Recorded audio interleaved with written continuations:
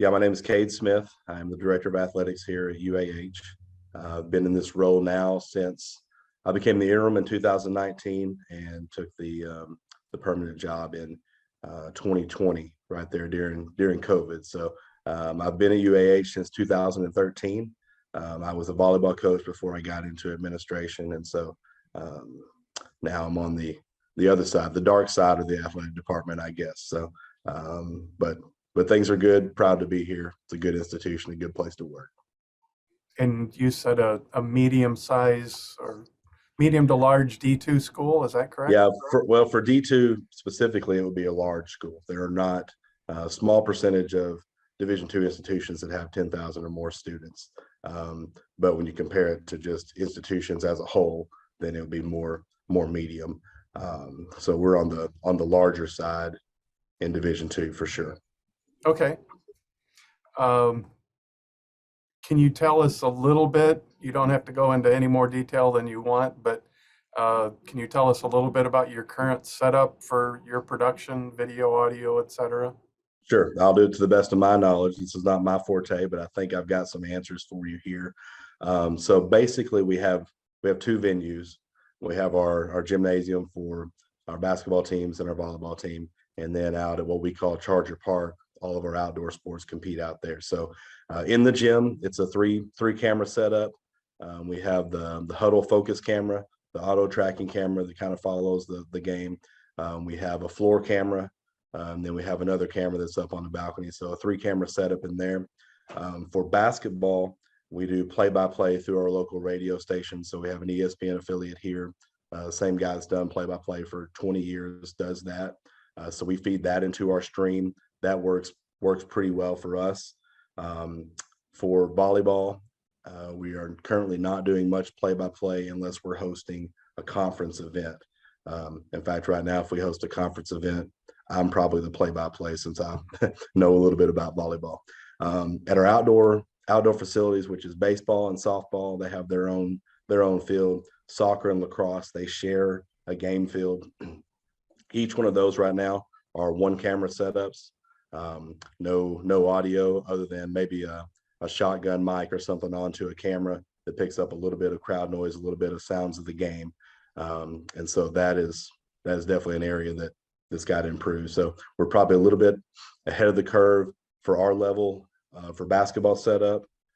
We're about average for volleyball, but definitely behind in our outdoor setup, if that answers what you're looking for there.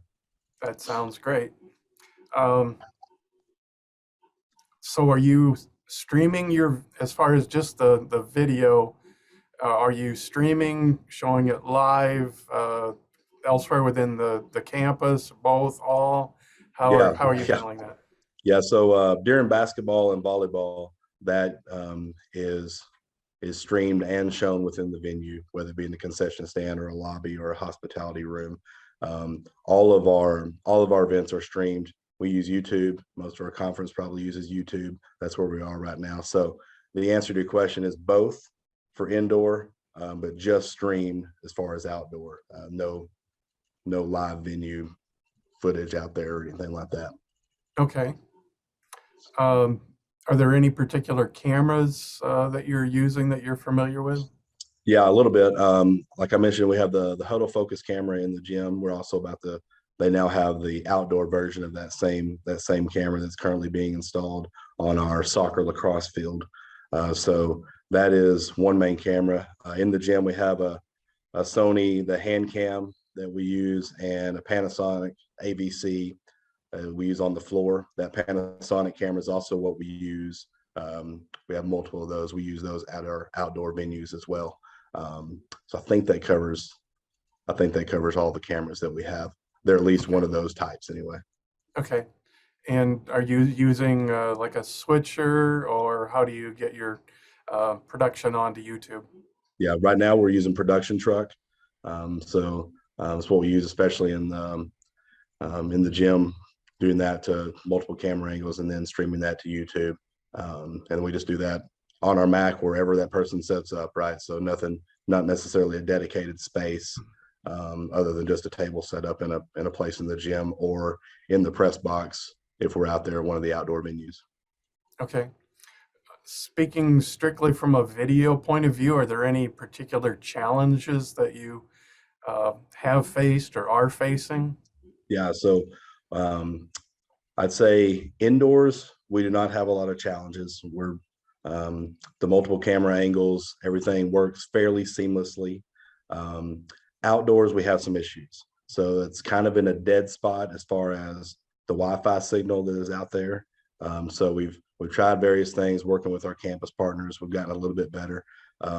When there's weather, sometimes we switch cameras, so we don't always have that Panasonic. We switch to just like a small handheld Sony camera, just that is less expensive, and especially on our soccer field because they're on top of the press box, kind of in the weather. We cover them as best we can.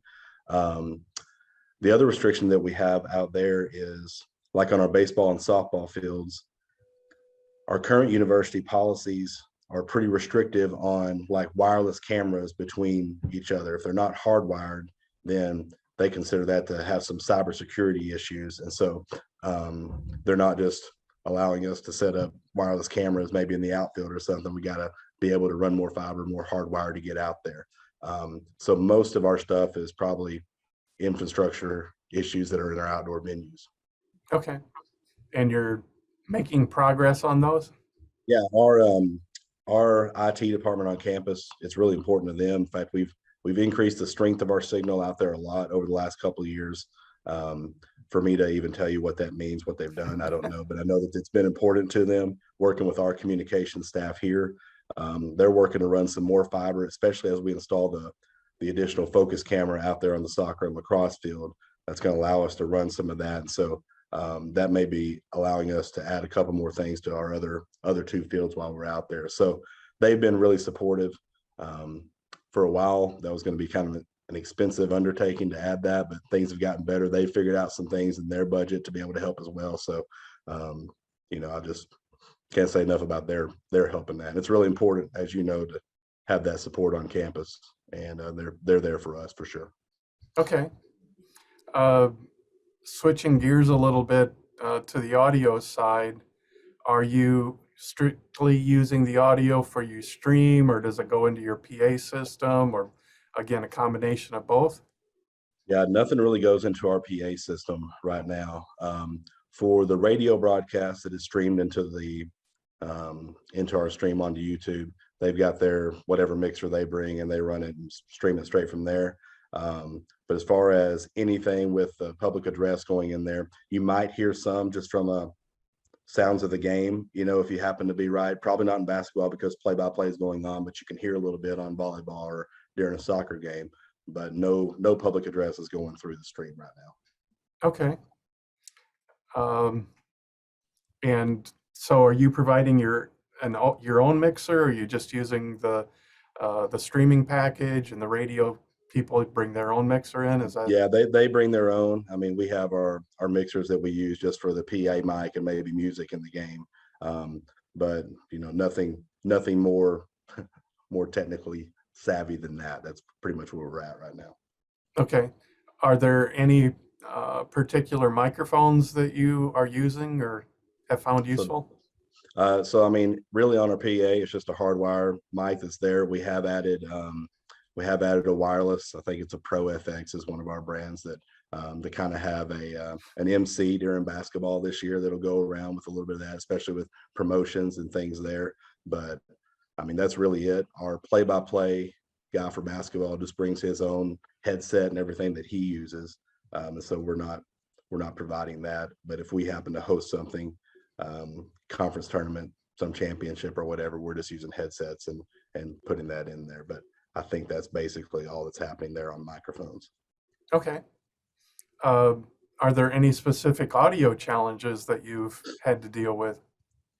Yeah, I think mostly it's just it's not exactly maybe an audio challenge other than just being able to staff enough people to be able to provide that play-by-play in some of those other sports, or just having someone that knows enough about what's going on for it to be at least somewhat quality to be able to stream.